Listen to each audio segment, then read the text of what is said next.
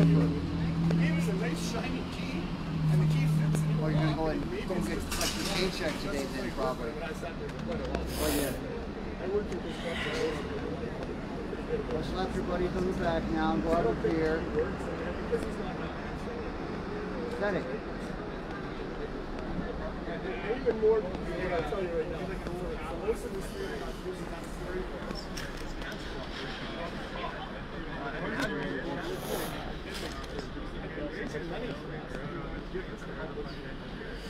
Well, it wasn't the address he did, because I went to that address after a while, because he had the same story. I mean, it was bound to happen eventually, but... And then there's people on Hastings doing crack and fuck. everything else when you guys are doing this. Well, this is something where we don't necessarily have a permit to do this, but we're a harm reduction cannabis substitution project. We're helping people get off of opiates with cannabis, high-dose edibles. We've had so many success stories with people getting off of opiates with this, and now looks like we're getting raided. So it's heartbreaking.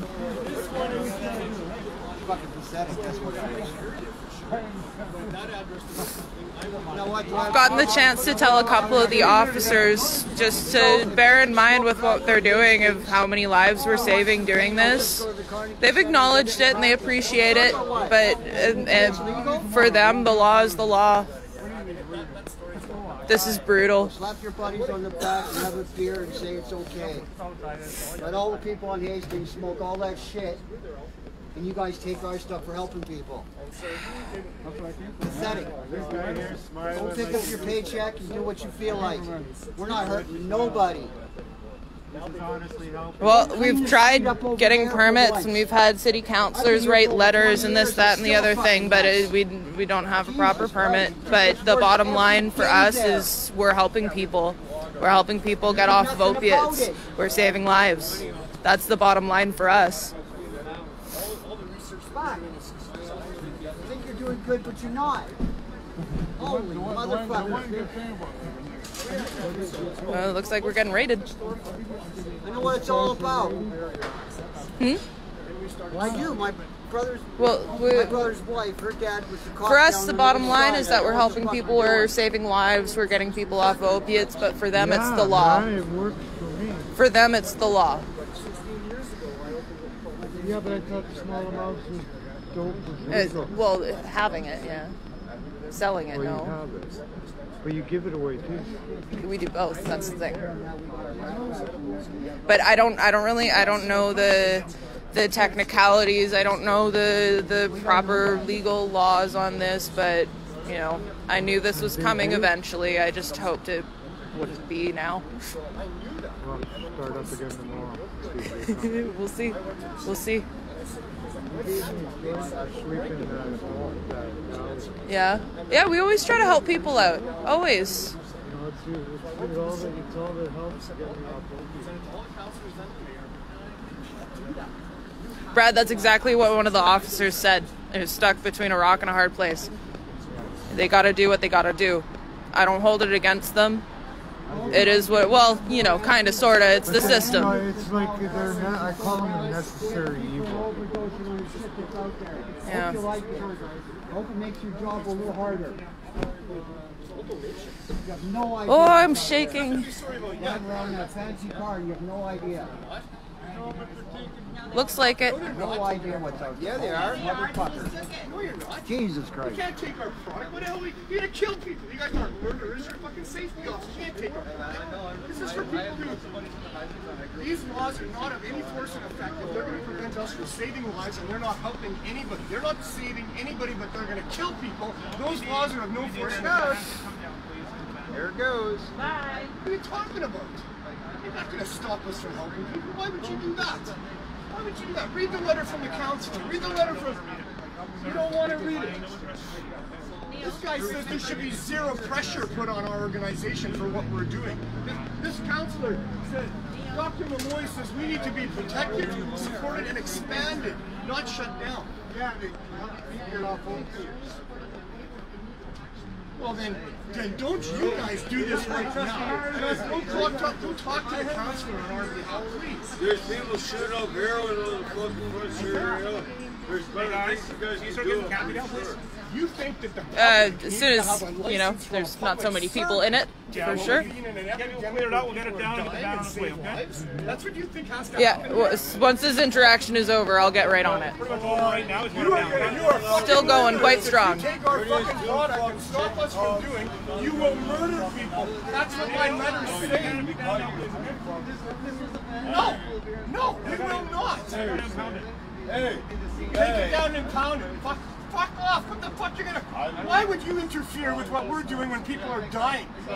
You care about a law instead of people? Laws are designed to protect people. That law is hurting people. No, I'm not. If you are gonna lift your arms and enforce against us, then I'm not on the right person. You're the guy right now that is gonna murder people. If you do that. The choice we have right now is impounded the canopy, impounded the vehicle. No, you have a choice to walk away. You have a choice to walk away. You have to down or take it down away. you guys do slow. Go see the counselor. You know, there's a two-page article in today's newspaper. The police are supposed to be on board with all of I'm this. not taking account of In the Vancouver Sun. assist you. It's on the front page, and then there's 2 pages inside about this. Just because you can't. As soon as the interaction is over, we'll get right on it. As soon as people... People have tents over in the middle of the street selling weed to the If you do this, I'm sorry, man, I'm not going to do anything until this interaction is over. Let's just take it down. because we're going to be okay. But you're welcome to take it down yourself. I'm going to wait until this interaction is over. Like, I would rather not do that, but I'm asking you guys to take it down. Stop being a police officer, be a human being for a minute.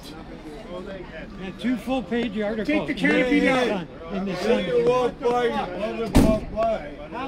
This is criminal what you guys are doing. You're not supposed to be doing this. You're supposed to be peace officers helping people. You're about to kill people. Don't you feel like shit right now? Overdose. Hope you feel like shit. Well, you gotta go to cop take your daughter with weed. If you take your daughter with weed, now you're mad at everybody with marijuana. That's your parenting. That's your bad parenting. You know, maybe some There's 2 full-page articles. who's going to do it? you don't. Patty, you might want to watch out. Unbelievable, man. That makes no sense. Come on.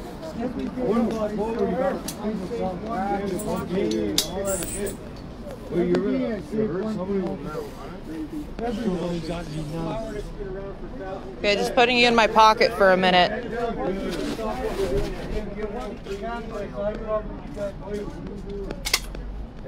People will die.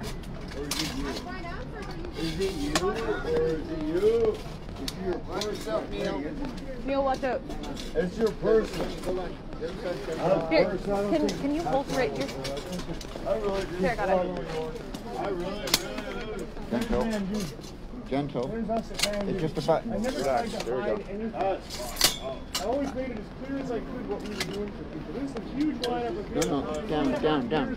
Oh, right there. You can't stop us. There's people will Put it die. down. Put it down on the ground. And then push the button.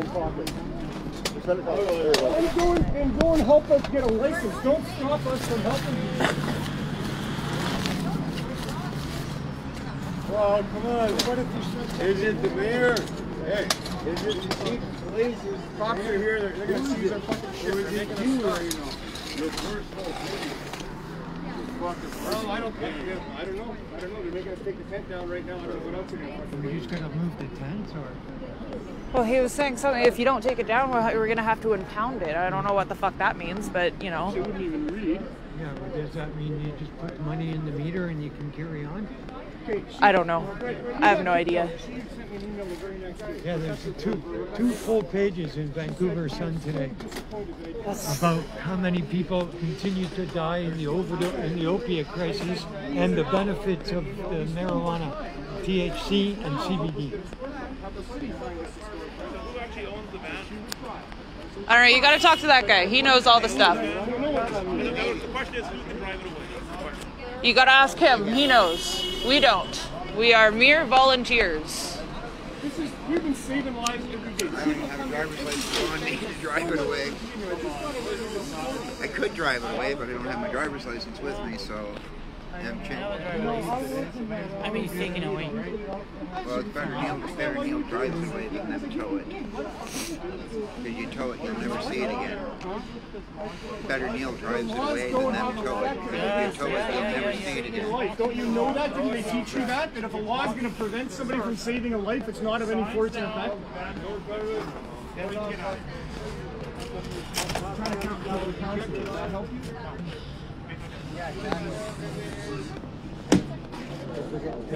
I can go and do a smash it down right now, though, no problem, right?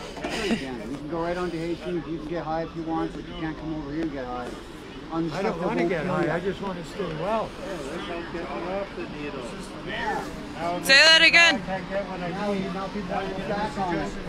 Hope you enjoy your job here. Jesus Christ. This is just not fair. It's not fair. I agree. Tell me what do you use? Do you mind being on camera? What does cannabis help you with? Opiate withdrawal and desire to use. I've been off opiates since I started this program. It keeps me that way. I volunteer at the injection site, and we're saving lives every day there. But I can't come here and get natural CBD, medicine. THC medicine. In today's newspaper, 2-page article in the Vancouver Sun on the benefits of THC and CBD and the lack of progress with the overdose deaths. There's going to be 1,600 deaths this year. That's a new record. And this is keeping me off of it and keeping hundreds of people away from the opiates. The killer fentanyl that you use once and people are dying from. I've heard so many people tell me it's one bad decision and then it's not a choice anymore. Exactly. Yeah. That's it. One bad choice. So yet I can't come and grow this in my basement, and I can't come and... It's bullshit. It's a whole lot of bullshit. It's not fair. Sir, do you mind if I ask, what does cannabis help you with? What help me with? Migraine headaches. Yeah? Usually when I smoke, I don't do that much. Fuck yeah. It's awesome. But now you can't. They just showed up. This happened in the last 20 minutes. Here. You want to tell me what cannabis helps you with? It helps me stay off the needle. I used needles in both arms for 3 fucking years. I was living on the street over there. And I started with you guys, and it got me off. It helped me. Like, I'm down here today because I have the feeling to use. Yeah. Well, fuck bud. I have some gummies. Here. No idea. You think you're doing Here you good, go. but It's you're doing something nothing. anyways. It'll help. Yeah. It's something. I'm so sorry, you guys. I don't know what Neil's plan is going to be, but you know how he is. He's not going to let up. We're going to operate as soon as possible. This is just devastating, though.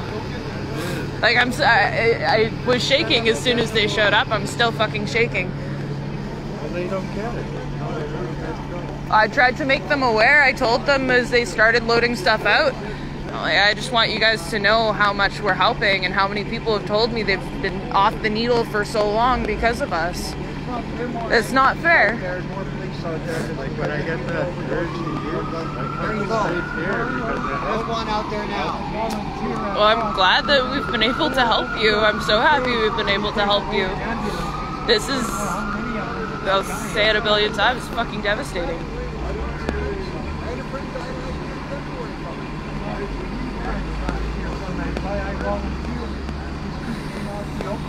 Helps me sleep, helps my anxiety, helps with my pain. And now, I was looking forward to a good night's sleep. I won't sleep now until I'm sleeping.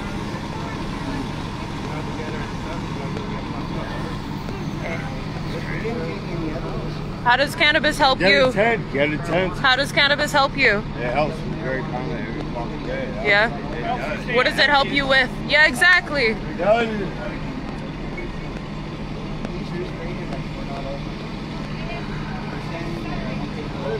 Fucking brutal. They're just standing by.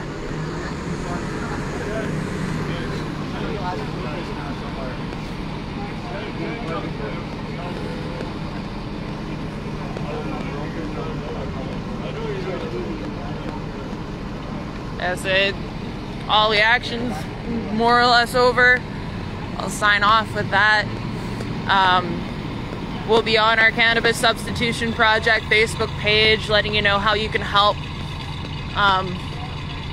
Yeah, lots of love.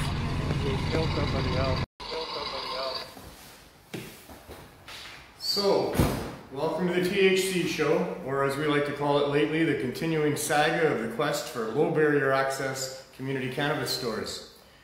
Our quest has taken a turn for the down. You know, before these great epic movies end, there's always got to be danger and intrigue, and you know, they'll push things right to the brink. So now, after being evicted from our cannabis store out onto the street into an RV, we've had the VPD come and raid us, and it continues on from there. So anyway, welcome to the THC show. This is a show where we try to expose some of the unfortunate truths in our world, which we seem to be able to do quite nicely now. And, you know, look for some hope involved, and we still have lots of hope that we're actually going to win this thing yet. So we'll see. And, you know, mechanisms for change, well, these are the mechanisms for change, and we're going to talk a bit about what people can do to try to affect some of that change. So, but for now, we've had the VPD show up, not pay any attention to what we were trying to tell them about who we were and what we're doing and why this is something that should be protected, not interfered with. Officer Valentine, who was the lead on the day on Saturday, refused to read the letters that we had from the counselors, from the doctors, the professors, refused to listen to me trying to explain to him how if we stop what we're doing, people are going to die. I said to him, you know, what you're doing is going to be murder if you actually stop us. You don't seem to understand what we're doing here. Why won't you spend some time and pay attention to what we're doing here before doing what you're doing? But he was on a mission.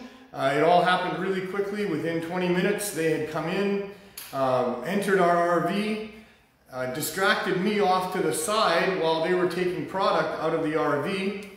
I didn't know that that was happening. I'd been told they had taken something, but I thought that there was most of our stuff was still in there.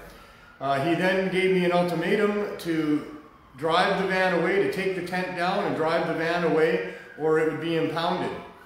I did not want to have the vehicle impounded, so I got in and drove it away. I fully expected that they would pull me over a couple blocks away and arrest me and search the vehicle and all the rest of it and get away from all of our supporters that were giving them a hard time.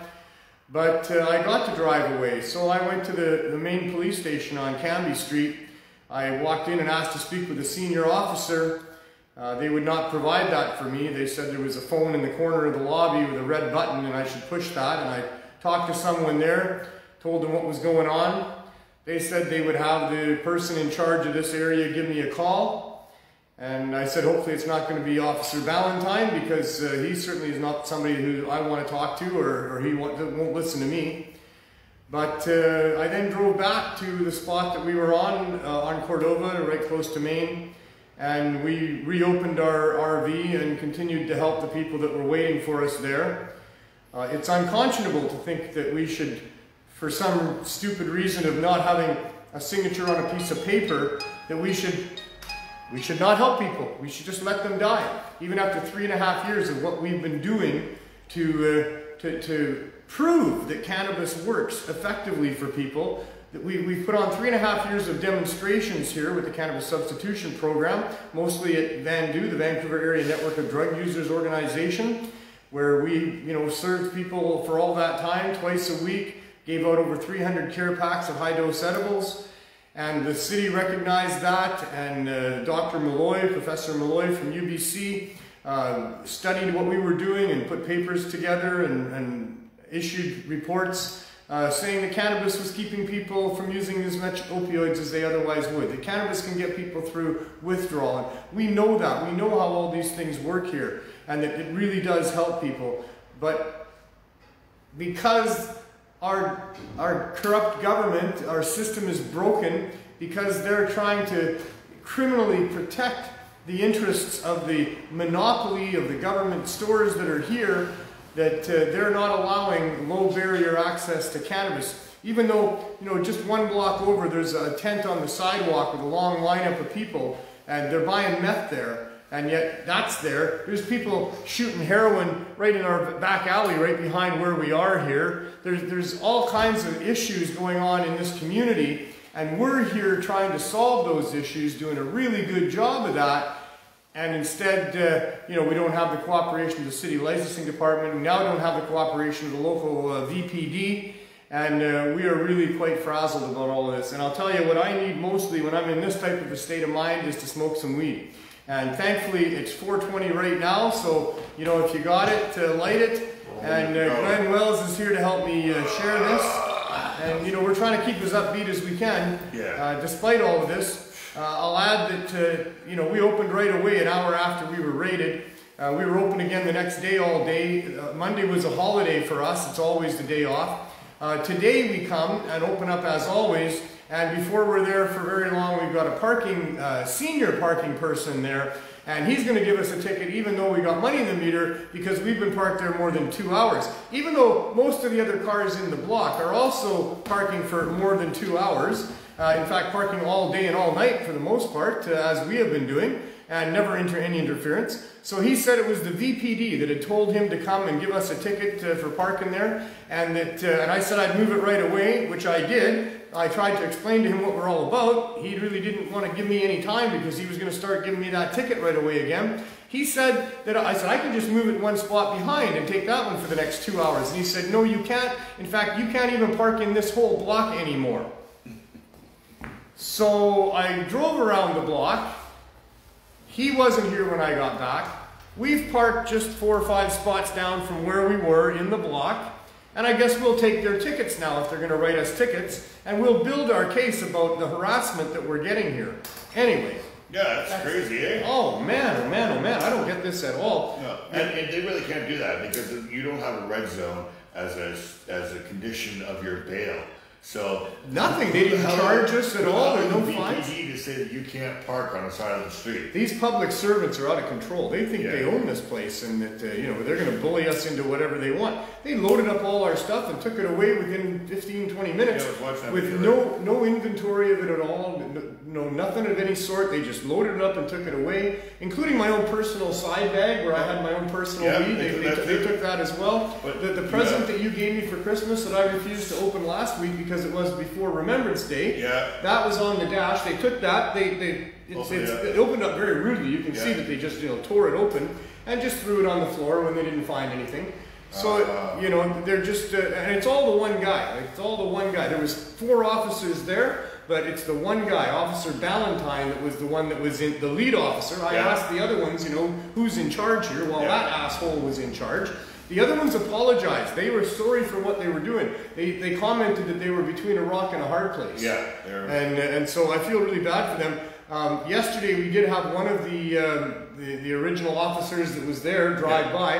I was talking to all the cops that come to the red light because they're 1 block away in their police station, and any that pulled up to the red light and had their windows open, I was going up and saying, hey man, what you guys did was horrible here. Don't you know who we are and what we're doing? And then this guy pulls up and I go and talk to him, and you know, he was good. He sat through like 3 light changes, letting me explain myself to him. He was good, you know, seemed sympathetic, and his partner as well, who wasn't there the day before. But I did explain properly what we were doing and how important it was and what the consequences of their actions could be. And so, yeah, this is all very wrong. Response? Well, you know, that they hopefully could get it worked out, you know, that we could solve this somehow. Man, oh man, oh man. Jerry Springer's still here. He's still hanging around. That Jerry Springer. That's not who I thought that was. Your head, you almost did what is that? I thought it was Jim Carrey. Was it Jim Carrey? Jim Carrey that played the fly. Okay, well. I don't know what Jerry Springer's got. Well, we're doing a talk show thing. We've done a lie detector test, and we're going to figure out if this person's telling the truth or not. And I've got the bodyguards over there because they're going to fight for sure. Oh, I thought it was about my baby. The baby mama and the not so baby mama who's been hanging out with the daddy mom, baby daddy. Maybe really you're my dad. Oh, man. I'm your father. Yes, there we go, lighting it up, right? Wow. Well, that's the idea of the 420 moment, is get a little bit later in here, Yeah, so we're just fooling around. Except you're not fooling around, you're very serious about It's people's hard lives not and to be stuff here. serious, Yes, man. I know. It's fucking hard not to be serious. Yeah. But you're not giving up, and I don't You know, I think said all along that this program was going to do one of two things. We were either going to get the permission to be a community cannabis store that would have low barrier access, or we were going to expose how corrupt our government is if they try to prevent that from happening. It looks like we're going to get to do both of those things. I'm still an optimist. I still think we're going to win this. Yeah. Our application is still before the federal government. You know, we put together a really, really good application to the federal government to get them to give us an exemption from Section 140, which used to be Section 56, and to give us a ministerial exemption to be able to continue until all of those other things could be put into place. Because we want to be not only licensed here, but we need to have our suppliers licensed as well. You know, because nobody's a criminal here, and we shouldn't have to worry about the government worrying about, you know, spending taxpayers' dollars to try to chase down people that are helping us with some muffins and cookies and baked goods and flowers and things that we're using to help people. So, you know, we have this application before the federal government. We sent it there over 2 months ago now. Well, what's the date? Today's the 14th? So yeah, I guess it'll be on the 16th. 17th. 17th today. On the 16th, we sent it 2 months ago. And we did hear back 2 days later from Mr. Seguin, who said that they'd received our application. They were going to try to process it in a timely manner for us, because the problem was we were being taken to court by our landlord, who was being threatened by the city that if he didn't take us to court, that you know, he might get fined retroactively and blah, blah, blah. So even though he wanted us to stay and didn't want to evict us, he felt he had no choice. He delayed it as long as he could. And he brought us into court, and no word from the federal government to intervene in between that time, which is what we were asking them to do. It was an emergency request for some intervention to keep us from being forced out of the space that we were in. But we heard nothing from the federal government. The court case came and went, and the decision was that we were to be out of our space in 7 days. No time to go and find another space. Yeah. You know, it's very unreasonable. Oh man, so unreasonable. But anyway, you know, I'm bleeding right into the whole 420 event here. I got some money for you. You do? Yeah, Carolyn Brodeur that came here from Canada. Nice. She sent you $100 for the CSP program. Oh, wonderful. So there you go. Wonderful. All right. Wonderful. And there's also got from CBC voters as well. Oh, there you go. Right. CBC voters, thank you so much. We got another 100 from that person as well, that I was going to mention a little bit later on, because Chris is going to come on the show and talk about that. You know, there's nothing that you can't do with a big bag of money, right? Yeah. You can get anything done with a big bag of money. I wanted to mention this too, the Great Canadian Bud Swap. So if you're an outdoor grower, I'm going to put the link in the comments. You can swap your outdoor grow with somebody else. Right. To see what they got, and they'll send you some, and then oh, that's a good idea. Yeah, so it's right here. The Great Canadian Bud Swap. Yep. And they'll match up your emails, and then you can do this later on in the years, and they're going to do so. Well, that's very awesome. Yeah, I figured that was a good thing to mention today. So. Right, and you guys went and had a protest outside the legal cannabis store. Well, that was good. Yeah, yeah, we got a great response. The RCMP even responded well. Right, but they did a little good cop, bad cop, didn't they? No. I thought one of them was grumpy and the other one was... He just asked to see our bud, how many grams we bought, so we had 30 grams, which was allowable. They walked in the store, came back out, said they don't have a problem with you. We think we saw some lady standing at the haircut place on the phone with her son, looking at us going, that people are out there giving out drugs, right? So I think there's a store right next door, so it took about a half an hour to get there, even though the cop shop was right beside where we were. Right? But yeah, they came out, they talked to us, they went inside, they had no problem, they came out, they gave us a fist pump, and they were gone. Nice. Yeah, so we gave away almost, there's Bob Loosley, BC Bud Guys, and me, and Ted Scully, and we gave away about 3 ounces. So what was the response to people that were there? They loved it. Yeah. They were wondering why we were there. We were telling them what they had put on the chemicals. Great question. We like that. Yeah. And this was all locally grown stuff, and this is what you should be buying, other than what they're, they were saying ounces are $125 and stuff like that, whereas there it's $10 a gram or $15 a gram at the store. So yeah, we're probably gonna do it again. It was a really good response. No media came. No media. Maybe next time. The media is another big side of this story. I mean. Here we've got a situation where we've got one of the worst health crises in Canadian history. with more people dying from the overdose epidemic than from this world pandemic in Canada right now. And yet they're throwaway people apparently, because the government is not allowing easy access to cannabis, which would be a solution for many people that are involved in that. Here where there's a bunch of poor people, these are the visible ones. There's a lot in every community that aren't visible. Yeah. But here are the visible ones that are obviously down in their lives and suffering from poverty and numerous health issues and other issues. And these are the ones that need our help the most. These are the ones that can't help themselves the most. And yet our governments are actively involved in trying to now prevent us from doing what we're doing. So yeah, this is a real horrible experience for me as a Canadian to witness our police force, our public officials, our federal government willfully putting people's lives at risk here. It is unconscionable that our federal government, given an emergency request 2 months ago to intervene to protect people's lives, vulnerable people's lives, and they have remained silent while this process has gone on here. All of this is just really, really disturbing for me. I knew there was great corruption in government. I didn't think it could go this far. I didn't think the VPD, having done what they did on Saturday, would be sending now the parking people and thinking that they can even override the city's bylaws on parking and tell us that we just, for whatever reason, can't park anywhere on this block, having had no charges against us, having done all of this good, having all of these organizations and people support us, all the healthcare professionals, the city councilors, they all support what we're doing, yet behind the scenes, these moves are being made with none of them stepping forward and making sure they don't happen to us, and they're forcing us into a situation where it's getting more and more difficult to help the people that we're helping, and that's very unfortunate because there's lives at risk here. So yeah, that's what's going on. See, I brought you some refill for your AeroFresh. All right, yeah. We'll give a plug to AeroFresh. Yeah. Oh, now you can make that van smell good for over a month now.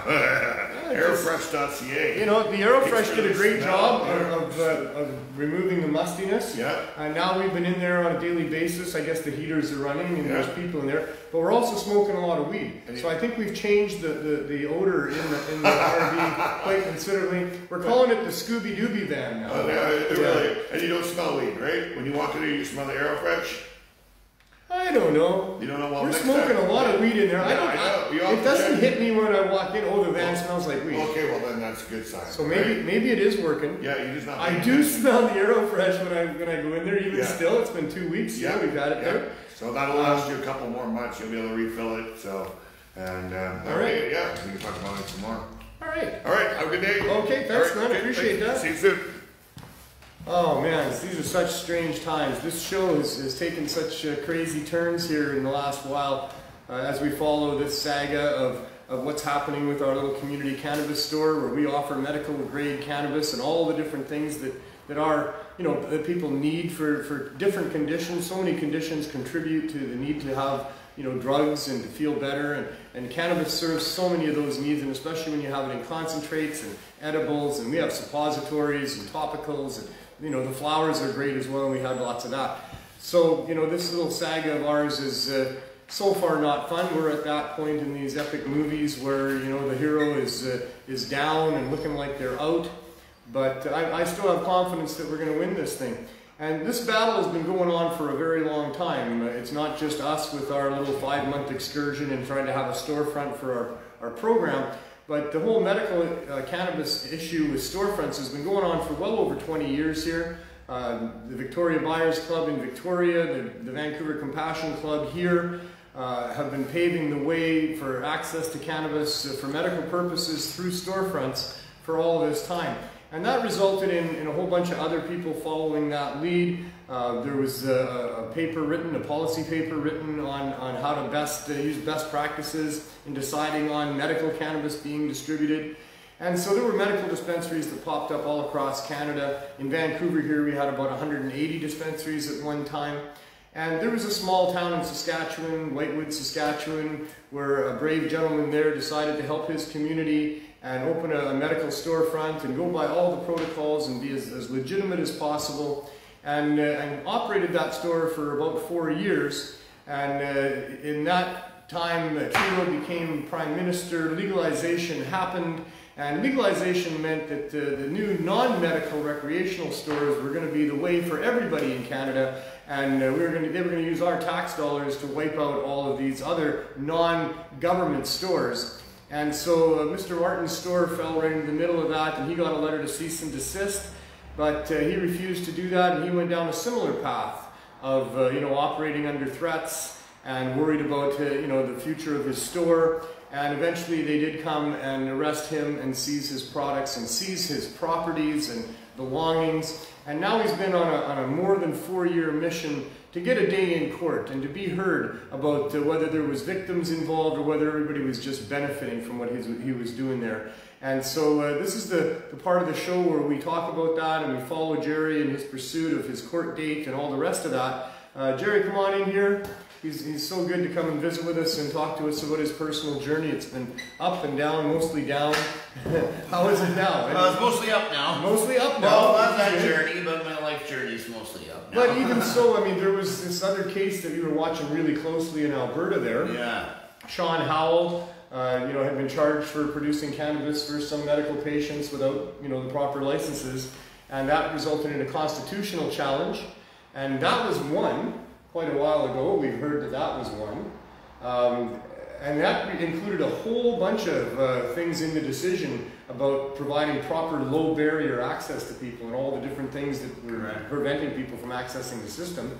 But Sean's case was still going forward, right? Like they were still going to prosecute him. Yeah, so they've appealed that decision. So they're waiting on, I guess, on appeal. In the meantime, they've given him his stuff back. As far as I know, I believe he got his stuff back, which they have to sell to cover the legal fees. Same as I did. Right. He told me that. Yeah. So did he really get anything back?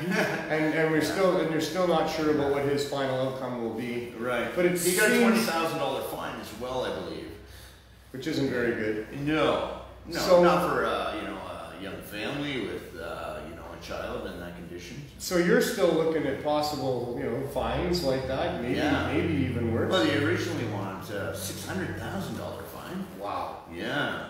Yeah, they want to fine me for all the donations. And that doesn't mean they're going to give you back all the stuff they took, like your cars and your houses. Yeah, they sold that. And then you get to pay that. They're going to not give you back any of that stuff, and they want you to pay the fine. Right. Wow. And I owe for all those, loans for the vehicles and things like that. Right, because you had things that you had. Criminal fines now, criminal loans, I should say. They're criminal loans. Yes.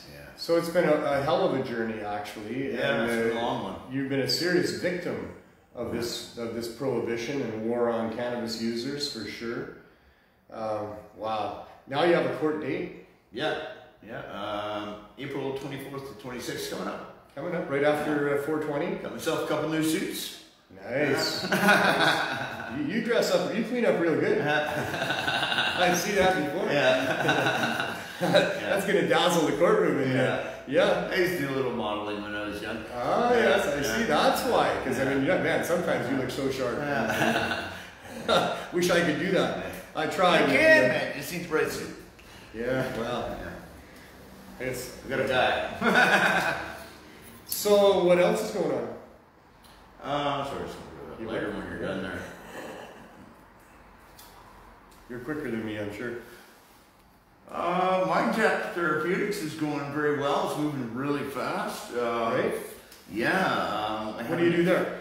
I'm the president. Yeah. Which is kind of trippy. Right. Yeah. And so you're trying to further the use and the science behind psychedelics? Yeah, mainly I think LSD is going to be our focus. The majority of people are doing magic mushrooms or psilocybin, or however you want to say that. All those different ways of saying it. Yeah. I try to pronounce it the right way in this business. So we're going to be doing studies. We're going to be creating our own brand of LSD drug with safety factors embedded in there. We just hired our COO yesterday. I'm not going to mention her name on the show. Next week we will, after we send the papers on Friday. I still get the exclusive? Yeah. I think I told you already who it was. So, yeah, super excited about that. So, yeah, we've got We've got myself as president, then we have Dr. Richard Knowles out of Silicon Valley as vice president and director of science. Nice. And then we've got Dr. Ira Price. He will be our chief medical officer and our acting CEO right now. Okay. And then we've got Michael Stroganosis. He's our director of corporate development. And we've got Daniel Perlin, which is our corporate lawyer. And then we've got Paul Lewin, which will be our senior law advisor, and Jack Lewin will be our psychedelics expert lawyer. He's a great psychedelics expert. Yeah, and then we've got Henria as well, which is doing a lot of writing. She's a student at law. And then our CEO is, and we've also got Dr. Vince Polito as well out of Australia. He did the world's largest microdosing study ever. Right. And we're going to build that team as we go along, but it's, it's been, I guess I've been at this probably 8-9 months or so it's moving fast. There's laws that will have to change? Yeah, so we're going to probably do the first freedom of thought case ever in Canada. Yeah, that backed by science and, our own studies included in there. Pretty timely thing to be doing though. I mean, I heard there was 8 major companies that were working on some sort of AI that could read your thoughts. Yeah. So I'm not sure how that plays into that. I thought you were going to say LSD company or something. No, it was just about, there's about a bunch of other things to do with invading our thoughts and with being able to invade our thoughts. Yeah. And what that's all going to be about. So it seems like pretty timely stuff that you're involved with at the same time. It's a brave new world we're entering in here for sure. Yeah. As governments, will have powers to be able to do things like that on behalf of corporate interests that control them for the most part. Right? That's crazy. It is very, very crazy for sure. And so you're hoping to allow for better access, basically, and to get the science out there. I guess we're going 2 routes. We're going the microdosing route, for safety, but we also want to go the freedom of thought route so that it can become recreational and everybody has the opportunity to grow new neurons and these things, and it gives you the ability to think different ways and shut down that default mode network and change your life way for the better. It's done fabulous things. There's a ton of things out there that are designed to help people change their mind about things, to help them with the thoughts that are maybe not right with them. Sure. There's a ton of different drugs that are prescribed by the medical profession to people who, that are all about altering a person's mind and what they're thinking about and how they think about things. It is really nobody's business to try to get in there. These are dangerous times that we're living in with those types of things. That nobody gets to tell you what you can and cannot do for yourself. If you decide you want to change your thoughts, if you're having trouble or you just want to have fun, either of those 2 things, it ain't nobody's business but yours. Like, you know what I'm saying? Like that especially governments. Like corporations, of course, they're going to want in on that. They're going to want in on trying to help you get whatever, these unfortunately, I'm becoming one of those corporations. But you got to do what you got to do to get where you want to go. Except we're not doing what the rest of the corporations are doing. And they're doing some good work in this field because they're doing a lot of studies right now. So you viewers out there, if you go back to the earlier episodes of the THC show, you'll see that I go into quite length about what I believe about things and stuff like that. And right in there, front and center, is that all generalizations are false, including this one. And there are absolutely no absolutes whatsoever.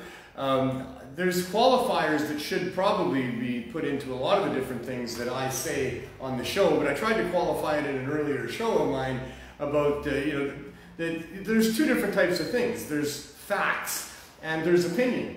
And I try to have a healthy balance of both of those, but I want the viewers to understand when it's my opinion and when it's fact. And when this is real, this is truth, I've researched this is the way it is, or this is how I feel about things. So I bash a lot of different things, and corporations are one of them.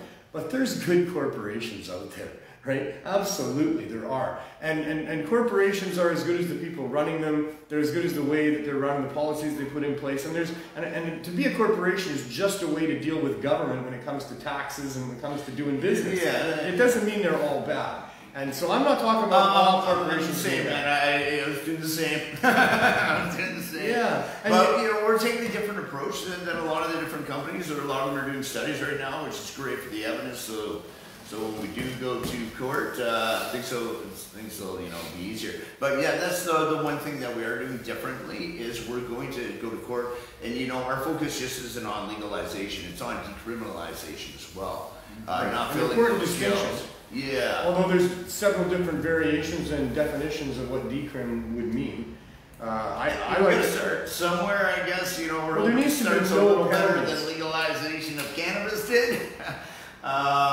But yeah, I think what I'm doing is worth it. I think it's super important. I think so too. Any business that I usually do, like the dispensary, the ayahuasca retreat, all these things have personally helped me. Right. And so, I fully heartedly believe in it. Yeah. And I think this is a better way for me to go this time than opening up a mushroom store or something. It's been a long, hard road for me with the 4 years waiting in court. You live and learn as you go, right? So I've got the opportunity to create a legal business with some of the world's top minds and scientists and to do something good for people. Yeah. I think it's going to change without the so way much risk of loss. Yeah. Although there might be some. Are there risks involved?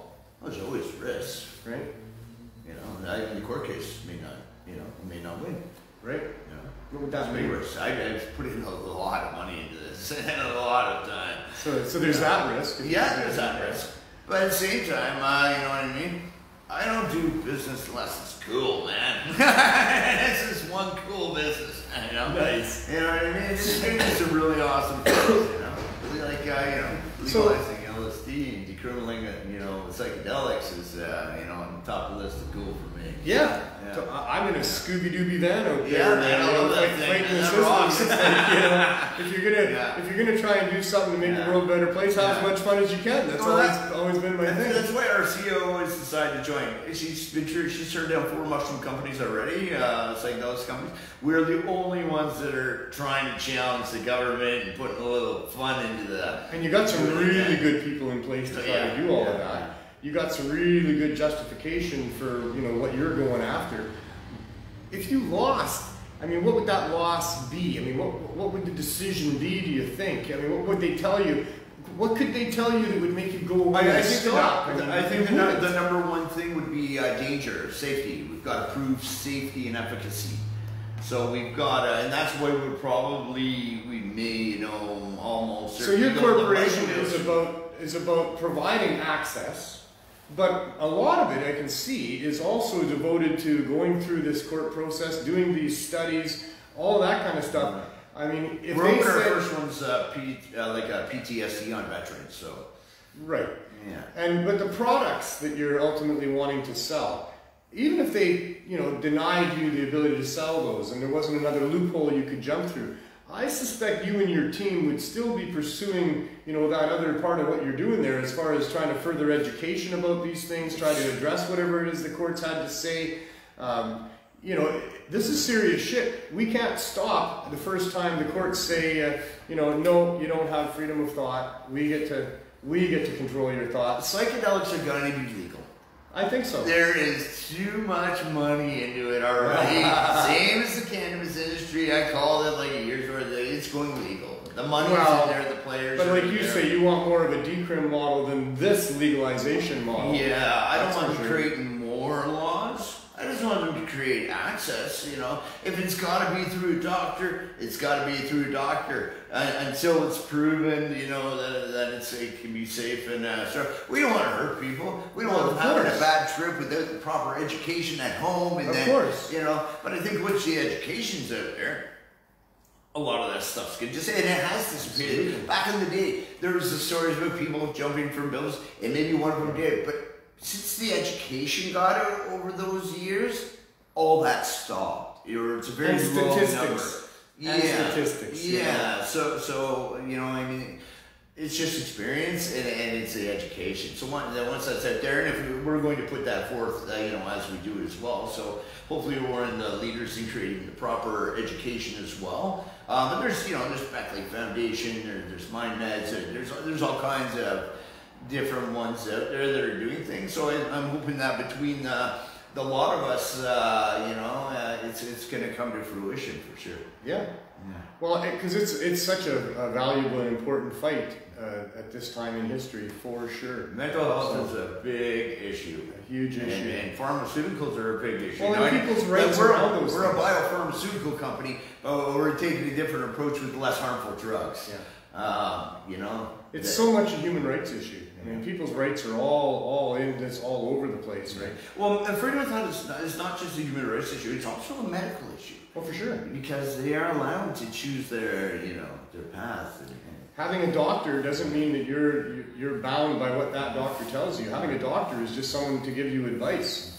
You don't have to take that advice. You don't have to take the pills that they give you. People are... Yeah, I didn't take the last ones they gave me. Gabapentin or something. Nerves when I screwed up my arm. I think the last time I got... It was a big bottle, man. You can't have a big bottle when you're done, though. Lots of people have trouble with that drug. And I'm not eating all this. I ate one. Just to see how, you know, that night, but I didn't eat another one after that. Last time I got pills, I know it was because I don't see doctors hardly ever, was in Saskatoon, or Regina? In Regina. I've been in Regina Hospital. That's a great hospital, by the way. And they pride themselves in Regina of really being like the best. Have you been in the washrooms? I want to film that one, sorry. I don't know about the washrooms. They are a good hospital. I know that they're a pretty good hospital. I got my hip down. I know that they'll tell you that they're the best and that they really want to be and they try everything and they really care. No, their skills are great. So they were. I was in another bout of my cannabis hyperemesis syndrome that they gave later. Yeah. And you know, didn't know what was going on. Didn't understand it at this point yet. It was many years ago, 2000 and something or other. Yeah. Anyway. So I'm sick there in Regina. That's why I'm in the hospital there. They're trying to figure out. They tested me for all kinds. They decided it was diverticulosis or diverticulitis, one of the two. And they gave me a bunch of pills or a prescription, $55 for this bottle of pills. And then, even though I still wasn't well at all, I drove to Brandon, Manitoba, where I was going to stay with Jade Ridge and her husband, who was a doctor. And I got there and I showed him the pills and I didn't take any. I drove all the way from Regina to Brandon and I showed him the pills and he checked things out. He said, no, that's not what's going on with you. And I didn't ever take any. I left them with him. But yeah, I don't know. I didn't know she was married to a doctor before. She was married to a doctor. That's how I know Jade. She wasn't married. She was the girlfriend of this doctor in Manitoba, and he was right on board with cannabis. Oh. So whenever anybody would come to him for whatever was wrong with them, he would first think about, would cannabis help these people? And so many of the people in Brandon, Manitoba that were his patients that he decided cannabis could help them with, they had no experience with cannabis. So somehow he, either prior or during or after, hooked up with Jade Ridge. And so Jade would go and help educate these people about how to make baked goods, how to use baked goods, how to use a vaporizer. And so she would drive around out to these farmhouses with these little old ladies and you know, bring them some really nice baked goods and set up the vaporizer and tell them all about it. It was awesome. And he signed up a number of people out there as well. And he was my doctor as well, but he passed away. He died of natural causes in a hotel room. He was really heavy, like yeah, his gut was really big. It wasn't like he was big. Santa Claus. He just had a really big, you know, very firm stomach. I remember looking at him at that and thinking, well, it doesn't look good to me. And yeah, he was a foodie. Him and Jade, they loved their food. And so he was eating large amounts of really good food on a regular basis. And I guess he ate too much of it, I don't know. But anyway, he was a really good man. I love him a lot. And I wish he was still here. We could really use him. I'm sure we could. And he'd be on your board too, probably by this time. He was doing wonderful work there, but passed away. So anyway, he'll be missed. And yeah, that's what I know about that. So this whole thing with what's going on with us at the Healing Wave and the Cannabis Substitution Program has really sent everything into a bit of a spiral. As far as how we're like more chaos than a spiral. We're surviving it, but we've got to really be doing this and then doing that and doing this. And I mean, here we are now. We're broadcasting. It's come to this. We're in the old shop that we used to be in. We just happen to be able to come back in here, but not use it for a shop. And you know, now we're out in the RV there. We're going to go out there in just a couple minutes and check in with what's happening at the RV and continue to bring you up to date on what's been happening here with the city and with the police and with the federal government and all of these public servants that just are doing everything they can do to keep from giving us a signature on a piece of paper that would allow us to freely do what's right in this neighborhood and continue to protect, rescue, and save the lives of the people that are in need of us here. So that's what I know. Speaking of police, I guess I'm not on the radar so bad.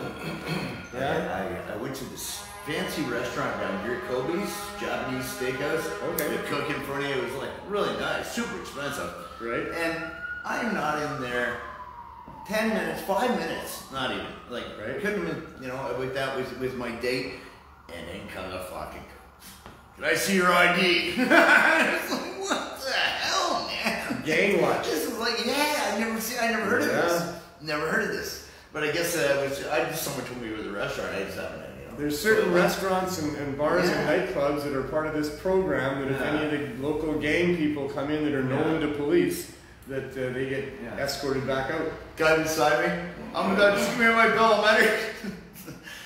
But there's families eating it. I had no idea. But actually, you know. But you passed. But I passed. Yeah. You know, but she didn't know I had a criminal record after that. You know? Hopefully it's not enough. Just a criminal record. No, but he said, you're not the type of guy we're looking for. So that's good. Thanks for beginning. So that's great. That's great. Life has been proven. Well, I've been clean and sober a long time now, coming on 14 years. So nice. Yeah. Nice. Yeah. I quit smoking cigarettes 50 years ago now. Yeah. I'm working on that one still. Yeah, that's good. Alcohol, I used to drink like a fish before I was old enough. As soon as I turned 19, I stopped. But I didn't completely 100% stop because I will have a chi-chi at a fancy dinner maybe twice, 3 times a year, something like that. But that's about it. Not that there's anything wrong with drinking alcohol or any of those things. You know, it's up to an individual what they do, and it can be done in such a way that's not unhealthy. And I have 3 milliliters of it almost every day. And even if you're doing unhealthy shit, my TMG. We get to do unhealthy stuff. DMG. Very good. So don't get me drunk. I'll give you my landlord. Landlord's here. You got the landlord in studio, such as it is.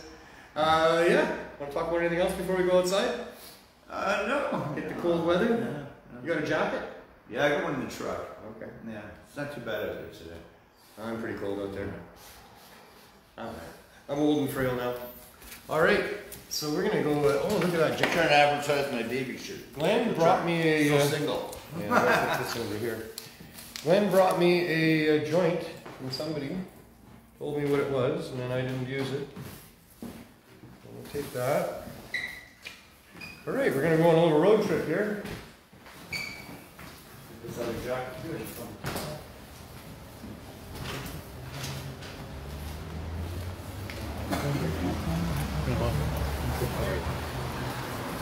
There's Mary up there. Hey, Mary. All right, so we used to be parked right there on the corner. Let's go back this way a little bit. This was our store. So we used to be in this place here. It was such a beautiful little place to be. And then they forced us out of here. That's a story you can, well, licensing department threatened the landlord. The landlord delayed as long as he could, decided he had to kick us out, went to court. The judge said we had unclean hands for breaking the law by trying to save people's lives with cannabis and gave us 7 days to evict. So out we went into an RV, parked it up at the corner there. It's been 2 weeks now that we've had that going on. And, you know, diminished capacity, but still able to help the people that we were helping. We had all of our signs out, so the Cannabis Substitution Program, Serious Hope Society, the Low Barrier Access Point, all those things, and, you know, our pool noodle that said safe supply out the side. We weren't trying to hide from anybody. We know the police station is half a block up. We felt that would help protect us, not anything else. I thought the BPD, you know, understood what we were trying to do here and that they wouldn't ever do what they did on Saturday. But Saturday they came to the RV, parked on the corner, and raided our truck without letting us explain ourselves, without asking us anything about what we were doing, without accepting the letters that we were giving people, or that we had for people from the city councillors and the doctors. they just, you know, within a short period of time, very rudely gathered up our stuff and took it away. So here we are down here now. Because today the VPD sent the licensing department, for long periods of time here all day. Our vehicle can no longer park there or anywhere else on this block, they said, you know, because that's what the VPD says. So we're not obeying corrupt, bad laws that are going to interfere with us helping people. We need to have at least our RV here so people can come and get their 420 milligrams and keep them from going back to the streets for drugs. We need to be here. So we're not leaving unless they tow us away. I mean, fuck them. And if they're going to give us daily fines of $48 for parking here for more than 2 hours, well, so be it. And I guess we'll have to figure out how to pay that. But, you know, this is so wrong that our public servants, you know, are these ones trying their very best. They're probably talking about us up at the police station. There's a little group of them that are like, oh, well, what can we do now to stop these people from doing what they're doing? You know, that group of public servants and maybe those people in Ottawa that they're tasked with making sure that the government stores don't have competition and we can't have some little low barrier access community cannabis shop helping people stay off of opioids and giving them that as an option because, you know, these poor people can't afford the government, you know, recreational non-medical stores that don't even have high dose edibles that they would need, certainly not in any affordable way. So, you know, there are some public servants that are, you know, doing their best to try to snuff us out and stop us from saving people's lives. This is horrible. There's other public servants too. You know, we got the letter from the city councillor, Rebecca Bly, and signed by Jean Swanson, and the whole city council passed unanimously a motion to allow for what we're doing here. But, you know, the other department, the licensing department, they want their $30,000 a year, or to protect those people that'll pay $30,000 a year to the city to have a government store, and they're going to use all the tactics they have to make sure that nothing like us can exist and threaten those government stores. And it's all about protecting money from big business, and the ones that are falling, you know, down into the death holes here are the most vulnerable people in our society. So it's really, really, really horrible. We'll see what they do next. I'm not sure. But, you know, we're going to stay here and make sure that we have what people need and that we have it in a way that they can get it. You know, we'll see what they do. But for us, we don't have much choice. I don't know what our next move would be either. I mean, we're running out of, you know, plans B's and C's now because they continue to move against us. I'm going to try to cut this off as best I can at its source. I've been trying all day to talk to the VPD. I demanded a senior officer talk to me. They wouldn't allow that. They said they know some person on the other end of a phone. I don't even know if he was a police officer or not. Said that they'd have someone here that was a police officer call me, and then they did, and then they hung up on me. So I went up there to the police station to just try to talk to anybody. A couple senior guys came out. They listened to me for a little bit and said, hey, you know, we can't help you anyway. You know, you just got to go, you know, talk to the VPD media liaison people. Well, I tried to do that, but they don't have a phone number you can call. And there is a link if you're media, so maybe I'll get my media friends to pursue that. But, you know, I want to sit down with somebody at the VPD who has some power and control over what they do as a unit and get them to stop harassing us and get them to protect us until we can get this piece of paper with a signature on it. I mean, that's what we don't have. That's what we have to have, or we can't do what we're doing here. Well, if that's what we have to have, then some public servant get off your ass and get it for us, like immediately. Like the cop on the beat should have signed a piece of paper for us and said, here you go, you know, this will, you know, tide you over until the real legitimate officers can sign their piece of paper and get it to you. But this is the job of public servants, is to sign pieces of paper that allow people to do what people want to do, and in this case, what people need to do, because there's a goddamn health crisis in British Columbia and all across Canada that's killing more people than the pandemic is. And we got to do something about this. I've been trying to do something about it with my great crew of volunteers for almost 4 years coming up now. We've been doing a great job with a lot of no help from any level of government at all, and all done by donators who are kind enough and compassionate enough to keep us doing what we're doing here. But we need some help from government. If they're not going to help us, at least get the hell out of the way. Don't be interfering with us. Don't be shutting us down. Give us a piece of paper with a signature on it. Whatever level of government has to do that. Immediately, we demand it as citizens. You're public servant. People are dying. We're responding to that need the right way, and why would you ever stop us? And you're not doing nothing to do the help that we're doing for people. Why would you ever want to stop us? So help us. If you're not one of those public servants that's trying to stop us, and you're another type of public servant, help us. That's what the cop said when he was raiding us. Well, where's that counselor and where's that doctor and that professor? Why aren't they standing here with you right now?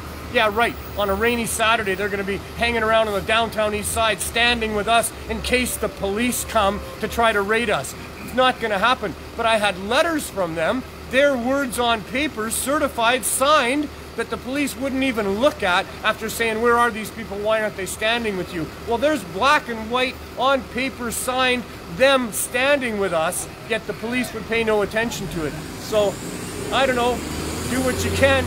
Contact all of these groups and write letters and make phone calls and don't allow this to happen. Be determined that, you know, we can do something, all of us can do something to prevent what's happening here, and then allow what's happening here, which should happen all across Canada, because they got these same problems in neighborhoods all across Canada.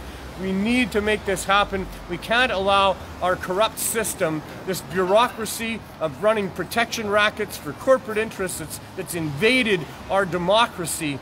We can't allow this to continue anymore, because it's serious. It's really serious. People are dying, and if we don't establish what we're trying to do here now, if we can't properly overcome this obvious corruption that's happening within our governments, then we're all in a lot of trouble in the future as we move forward here. This is the time, here and now, this is the way. We need to establish that the government is corrupt, that they need to get out of the way, and people need access to cannabis for a whole variety of reasons, and not the least of which is to get off of opioids and street drugs that are potentially deadly with this epidemic of fentanyl poisoning and corrupting the drug supply that shouldn't even have to exist on the streets at all, ever, that's only here because of prohibition. So there's my rant, and let's go see some people maybe. Hey, folks. Hey, Ryan. So, Mary and Juliet, how you guys doing? Pretty good. Yeah.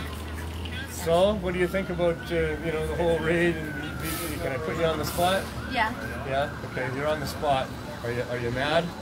Pissed off. Like, the way they did it with no warrants, no nothing, and it's just running up on you and bullying you and taking away help that people actually need. That they come here and it's like taking away the help, but they're helping the struggle. But they're taking away the real help, but they're helping the struggle. To me, it's messed up. I don't get it. I just wish that they would have more common sense, and they would have got more common sense, because it's more than people that are addicted to that come here. There's people, a lot of people with disabilities that, like myself, that come here because I don't want to take the pain medications, because the stories that I've heard with pain medications, they become addicted.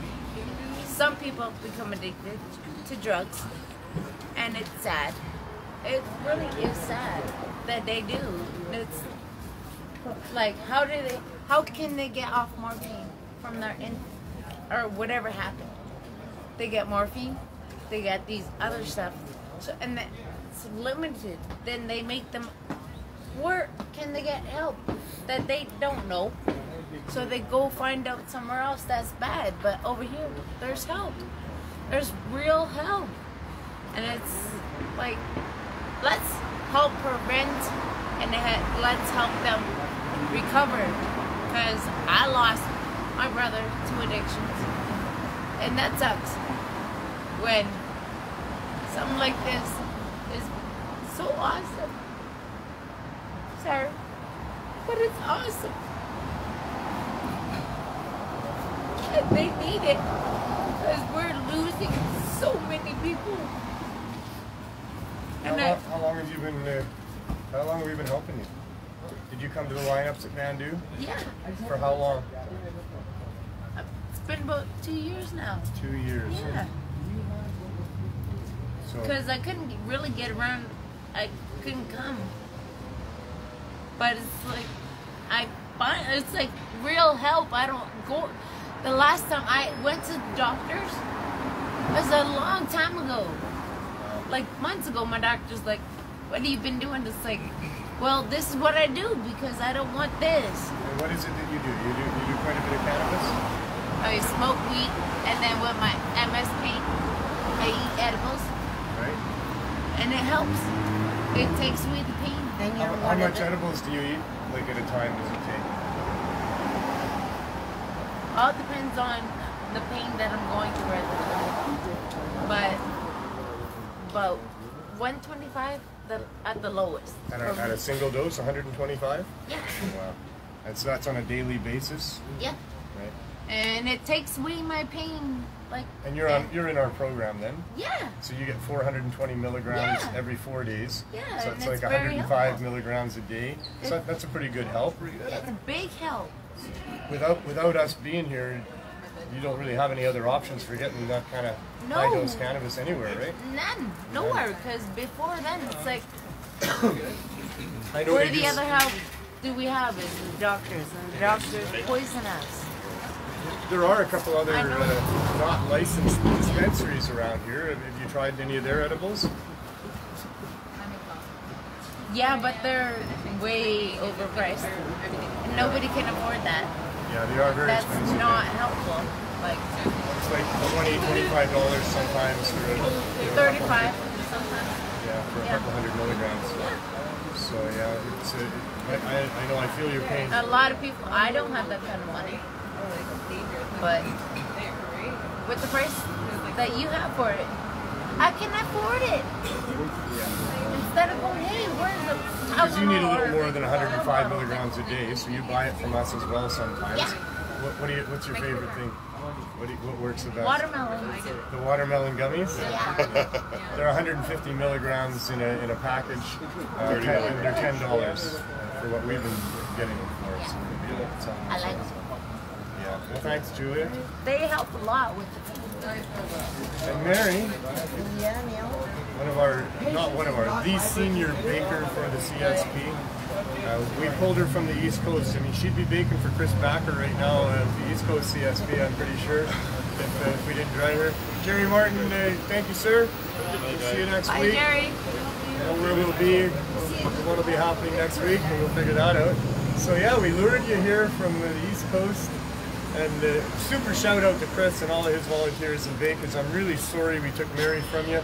But I know you're doing quite well over there, even though you're getting soaking wet, because it's a rainy place right now over there. But we need her over here. I didn't bake for Chris. No, I know, but you would have been by now, is what I'm saying. If we hadn't lured you here, you would have probably realized what Chris was doing, and you'd be sending him all kinds of magic bars and Rice Krispie squares and chocolate chip cookies. I love her animals. Muffins, I love them. and butter tarts. Yes. And pecan things. Oh. And oh my God, you have baked so much. Oh, I got a new treat from her today. Magic bar. I know. The magic bar.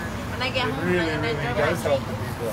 And you've been baking your little heart out. She gave me that earlier. Oh, it looks good. It's a magic bar. Oh, yeah. Yeah. What's in that? How much is in that? It's magic. 80 to 90. Yeah, eh? Oh, yeah. 80 to 90. I gotta eat that later. Oh, yeah. That's a proper dose for the people that we're dealing with down here. It wouldn't be a proper dose for people that haven't experienced eating cannabis before. Around 10 milligrams is probably where you want to start if you're going to try eating cannabis edibles, and then just go slow from there. See how you feel an hour later, and then take maybe another 10 milligrams if you feel like it, and then repeat that until you don't think about whether or not you should take any more because you're too busy laughing at all the things that are so funny now that you didn't realize were quite that funny until you started eating edibles like that. And there you're at about your right dose. It helps them so much to get off the opiates. Well, it I've does. heard so many people tell me that. So the hardest thing with being addicted to opioids is getting off of them. And the reason that that's the case is because you have to go through a physical, painful withdrawal process as this exits your body. 40 hours? 48 hours. 48 hours. Yeah, the first 48 are the worst, for sure. So this is messed up because they're like, wait 48 hours Okay? Yeah. And we will help you after that 48 hours. I see. But imagine what they have to go through with that between that 48 hours before you can get there. Yeah. Yeah. Going through that that's is just not like gonna help. That's well, 48 a lot of hours people. of help. I don't know if it's and most. then they expect them to get up and go over there. It's like, no, they can't move right now. Right. Yeah. It's the toughest thing of the whole thing. Is many people would like to stop using the opioids for a lot of different reasons. It messes up their bowels, it messes up their stomachs, all kinds of issues.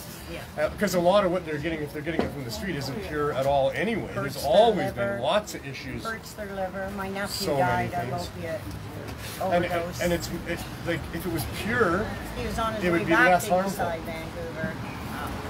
A lot less harmful if it's in its pure state, right? But it's all the additives that they put in there that really hurt. So getting off it is the toughest thing. Well, cannabis high dose edibles can get you through those 48 hours that you need to get through to get to the other side. And smoking cannabis isn't enough to do that. You can't smoke enough to be able to do that. But because you can't smoke too much cannabis anyway, right? You smoke just smoking joints. You smoke 2 really good joints, a 3rd joint, you're not feeling nothing more than you were feeling before. Really, you're wasting your money. But to eat it, you know, you can eat too much and be comatose for 48 hours or more. So that's why that's really important, is it helps people get through the withdrawal phase. And then cannabis edibles, concentrates, smoked medicine, you know, smoked cannabis, all of that can become part of, you know, a combination, whatever works for an individual, to replace whatever other the drugs they were using in a way better way. So we know all of that. It works well. The jury's not out on that at all. Dr. Malloy has put out about 50 different papers, you know, showing the efficacy of cannabis with respect to using opioids and getting off of it. So, you know, it's just so wrong that our government isn't. Lots of research out there. Lots of research. It's true. In all different forms. States that have medical cannabis, so you know, allowances have less opioid addictions. And, you know, all those different stats are all there as well. So anyway, want to say anything else? We gotta keep fighting. We're gonna keep fighting. We're gonna keep baking. Fighting. Oh yeah, definitely. Keep doing what we're doing, and you know, if they want to drag us away and put us in cages, I hope there's an outrage somewhere in our society that, you know, addresses that. Cause, They will make through it. I don't want to be there. I didn't think they were going to push us this far. I think our next step, if they continue to hassle us, will be to have some other vendors come and set up around us as well, and you know, they could see if we can make an impact that way. Although, you know, we have people suggesting that maybe we do, you know, get all of our 2,000 people that are part of our Healing Wave down to City Hall for a council meeting and have a fart-in, where everybody just farts as much as they can. So you got to eat some celery and beans and shit before you go, or whatever. I don't know how that works. Or, you know, if they're shitting on us, we could have a shit-in. We could go have a shit-in at City Hall or a shit-in at the police station, and, you know, just like shit on their front steps or something like that. As long as you do it without exposing yourself, and even then you're probably okay, because they don't care about any of that kind of stuff. But, you know, but they're shitting on us, and I don't know why, but, you know, there's that type of response that we could maybe have. I don't know. I just want them to fuck off, to leave us alone, get out of the way if you're not going to help us, and I'd love it if they helped us. They need but to help doing us. what they're doing here is sending shockwaves through some very vulnerable people that don't deserve it at all. Our health minister should speak up about this. They're crying about the So here you opiate go. problem down here. Bonnie Why Henry. isn't she down here speaking up about this? Because this is a crime. I agree. It seriously So here's is what's a going on. crime. I tried that right away, right? I had to wait till Monday because Saturday, Sunday, nothing's open, and they raided us on Saturday afternoon. So Monday I start phoning these government offices and talking to some people, but they're all telling me, the few that I talked to, there is nobody sworn in yet. We just had the provincial election. It's going to be a couple more weeks, a week or two before anybody gets sworn in.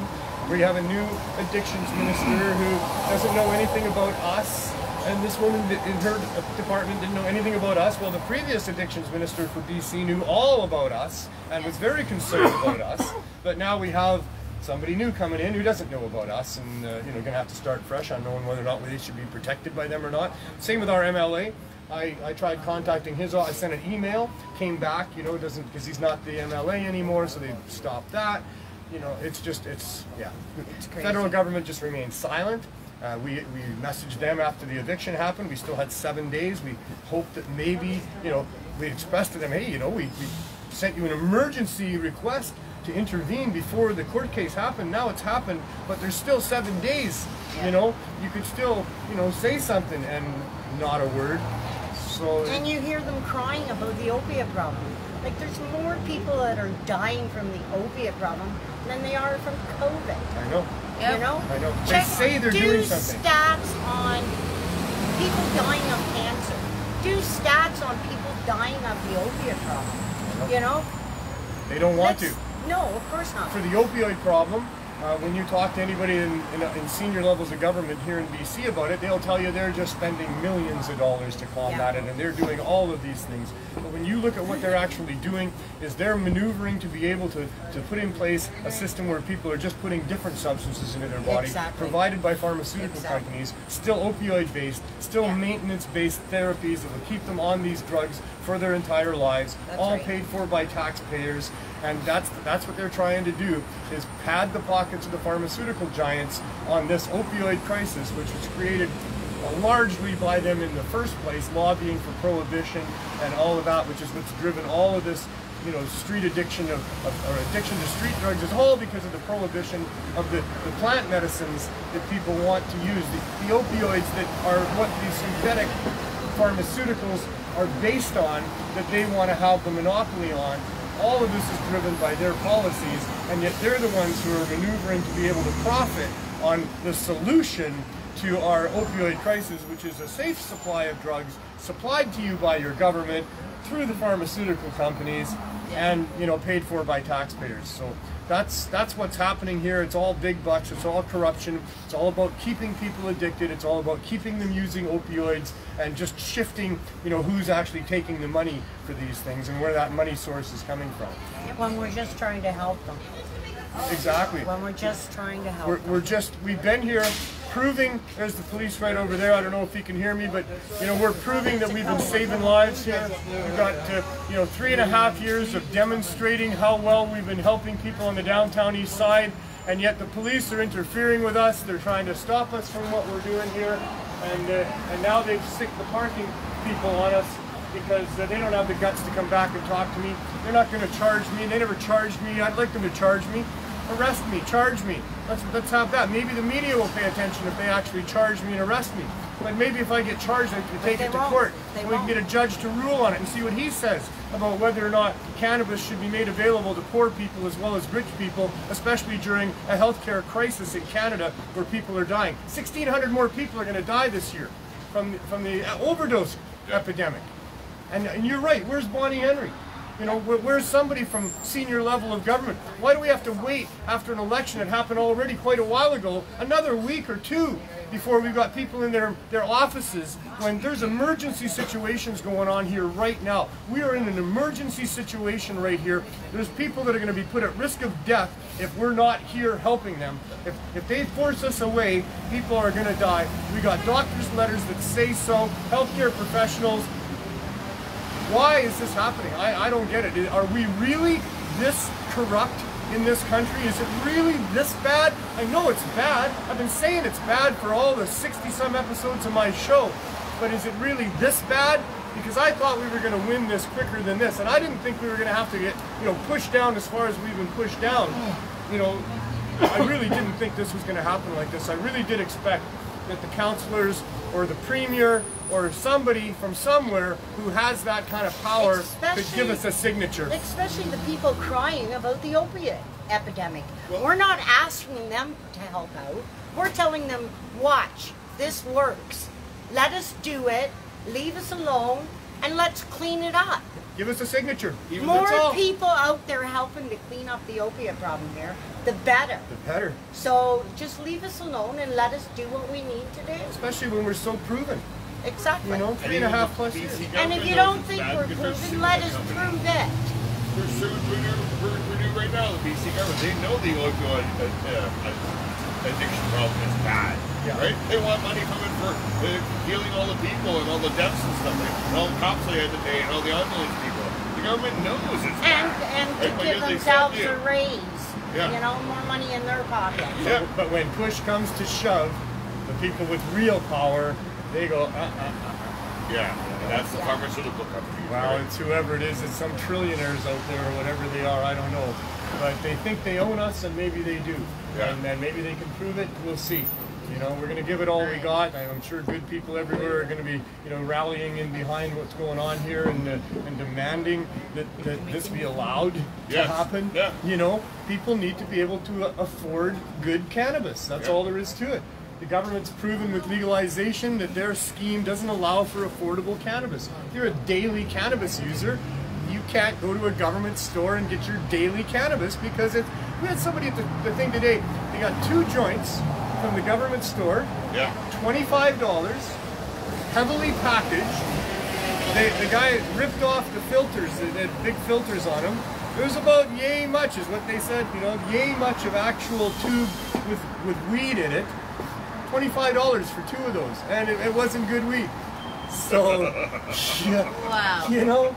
So it's going to make me We go back already know to it's the not good opiates. weed. Well, Because it works better hopefully for not them. the opiates. I mean, here where we're dealing with those people that are in that type of a struggle, they're going to go back to the opioids. But there's millions of Canadians, there's millions of consumers of cannabis in Canada that should be able to go and buy good cannabis at a real affordable price.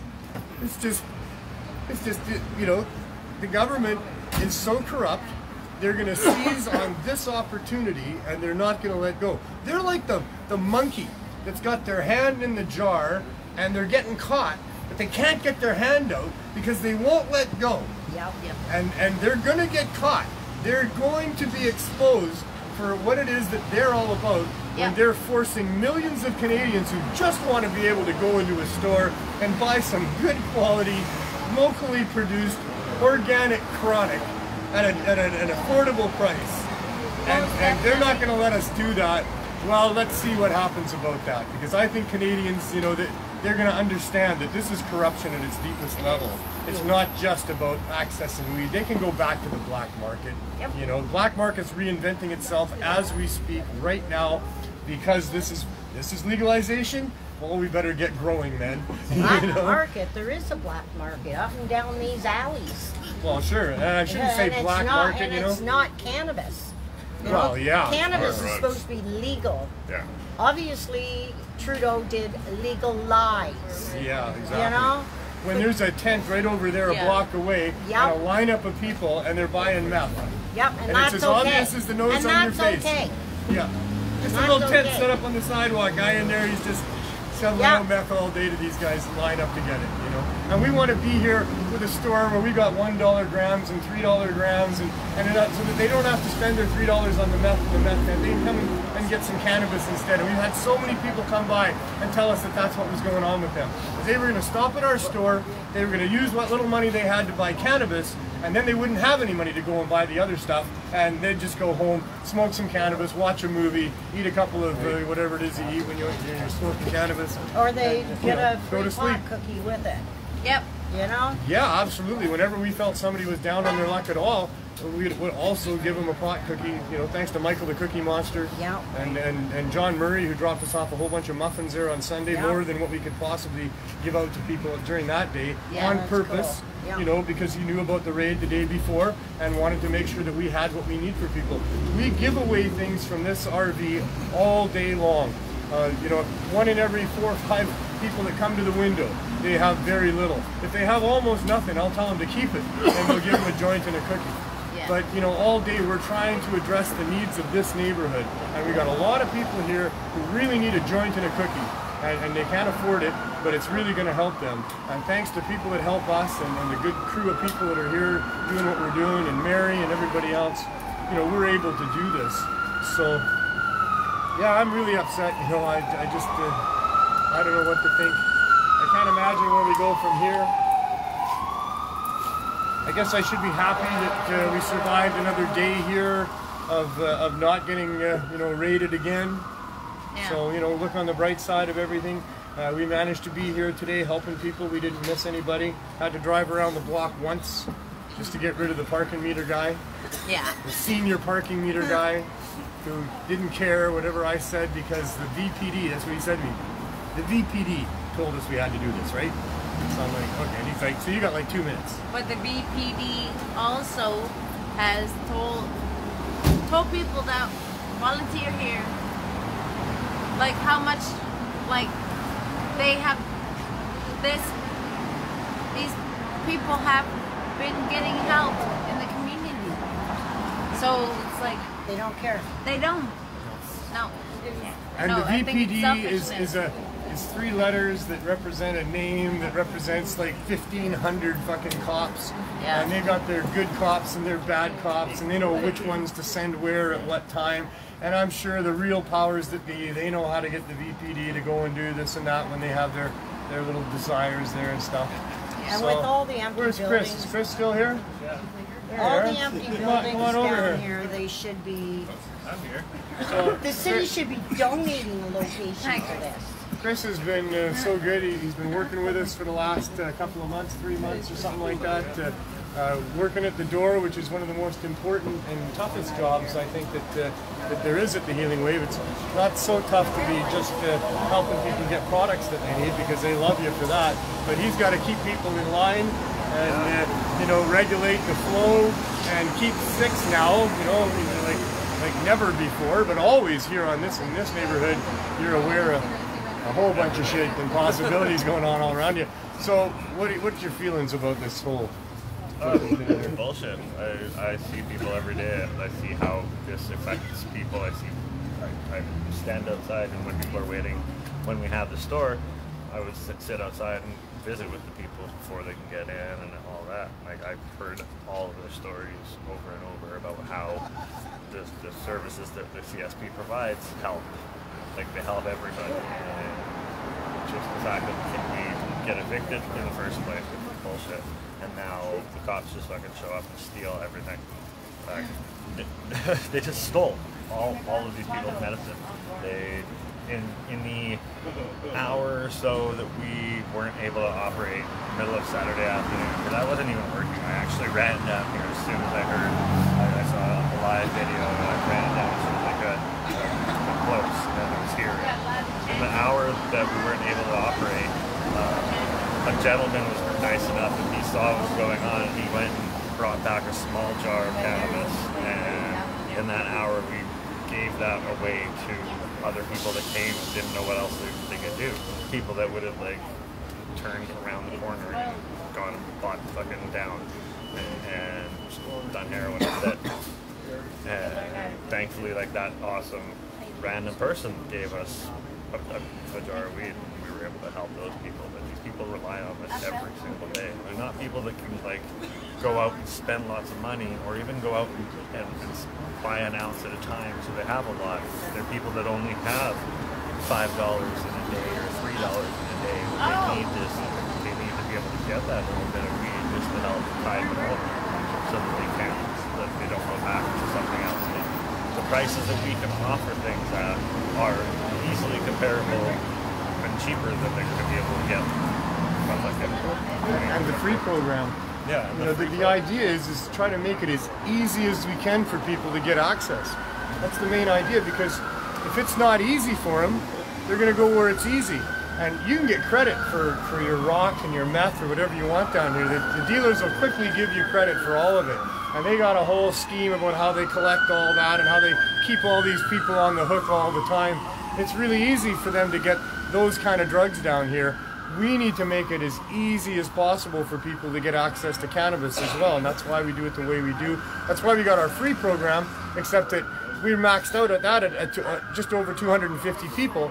We got about 300 people that are now on a waiting list, hoping that we get some support somehow, some government support, something that would allow us to open that list up and provide for more people.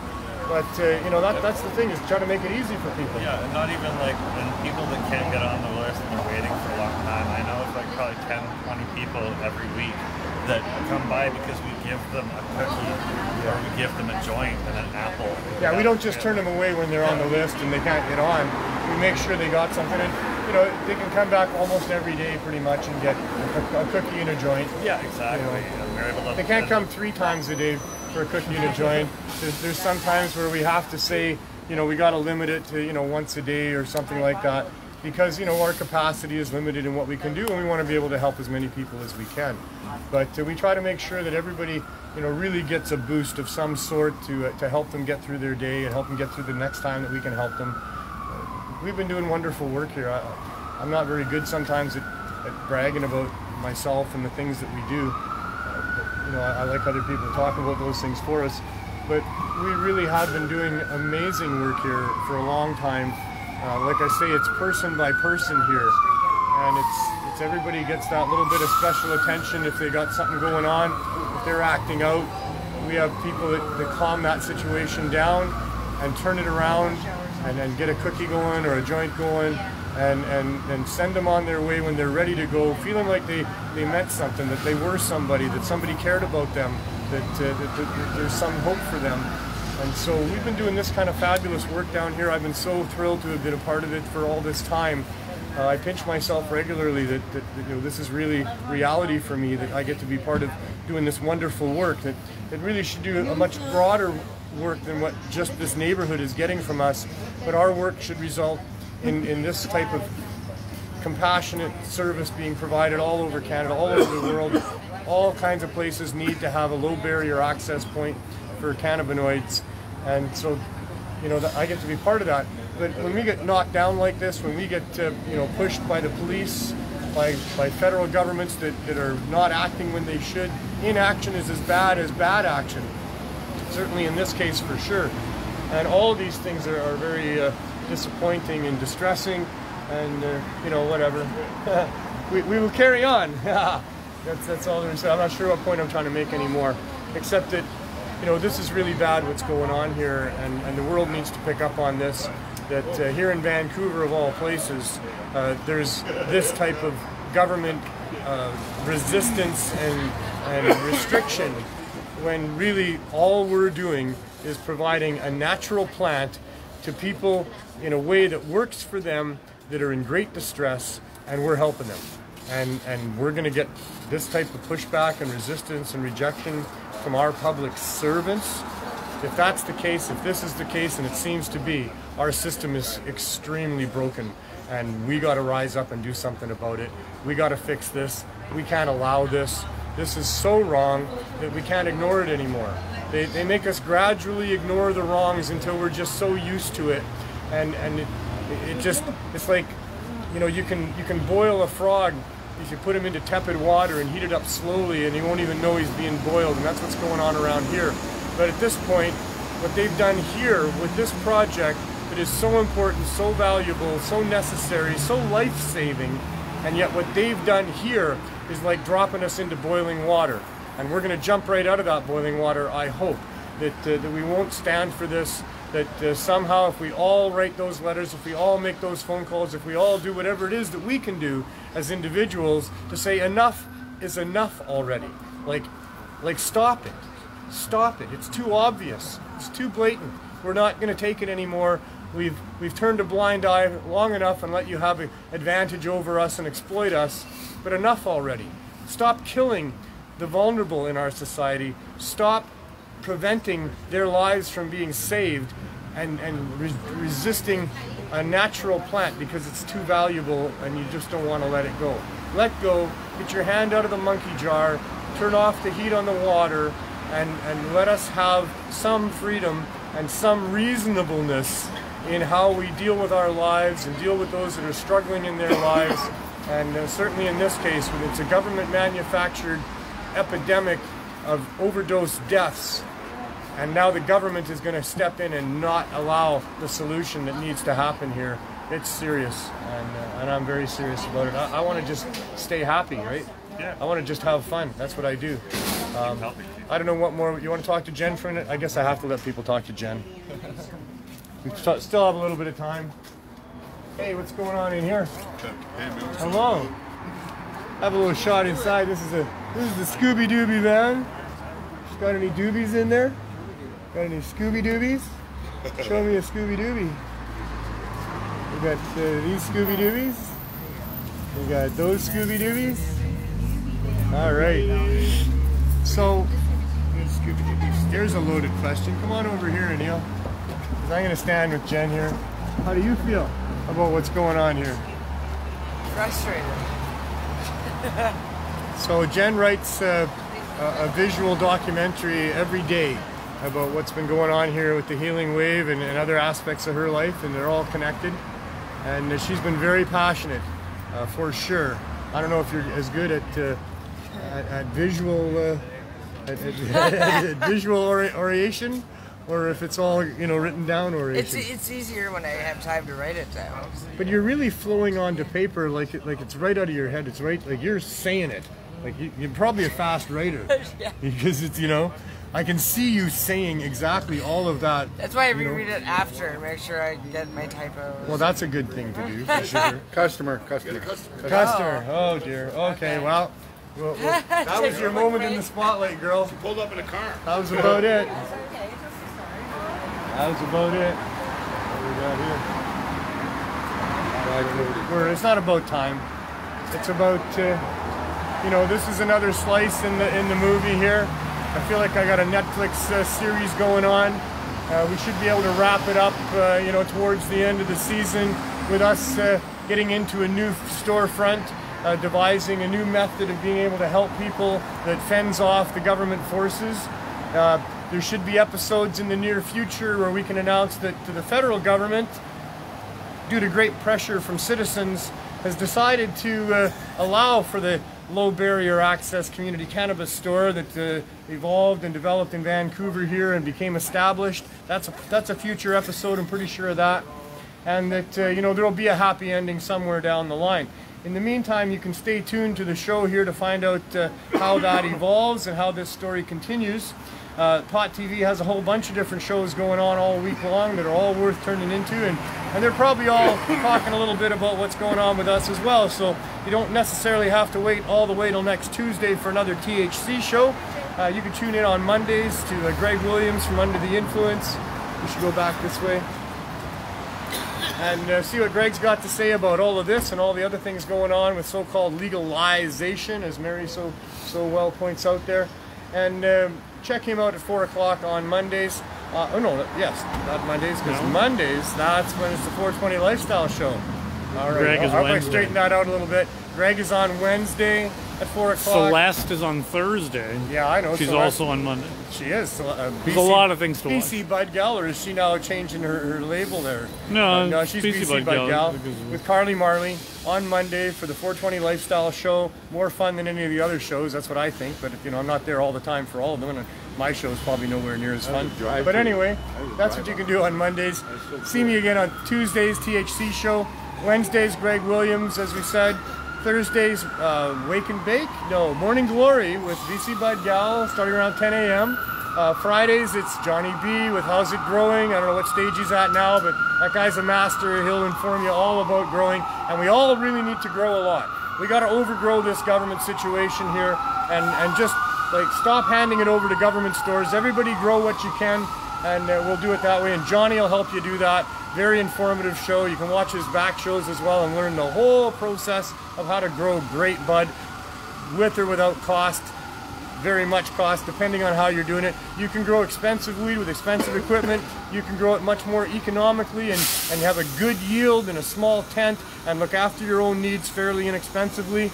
All those things are there, and Johnny talks about all of them all the time. Saturday, high noon, Boss Lissa, rotating other people joining her, I'm sure, hoping that they're going to get High Score open one of these days, not with COVID the way it's going, so that's probably not going to happen. But High Score is happening again, High Noon's happening again, so that's great.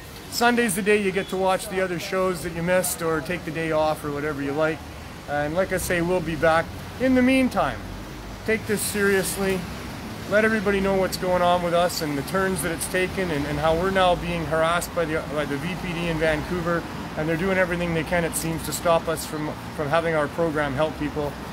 But while you're doing it, stay calm, love your friends, tell everybody you love them, hug them if you're not in a COVID non-bubble situation probably, and most importantly, stay sane, have as much fun as you can. See you next week.